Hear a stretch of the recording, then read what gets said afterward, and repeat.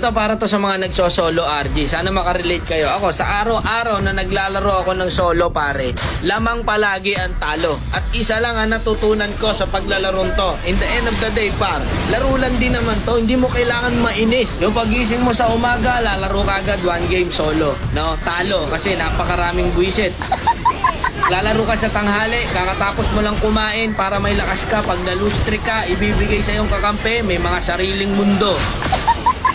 Naglalaro ka sa hapon, kasarapan, syempre, uwian ng mga estudyante, ayan, na ipapakampi sa'yo, mga grade 2. Lalaro ka sa gabi, kakauwi mo lang, pagod na pagod ka, galing kang trabaho, naglaro ka, nag-solo RG ka, nag-ML ka, ayun, na-lose streak, doble ang pagod. Kung inakala mong pampatanggal to ng stress, nako hindi ko, nagkakamali ka dyan kaibigan. Pagkagising mo kinabukasan, masakit na likod mo sa trabaho, masakit pa ulo mo no, sa mga schoolworks.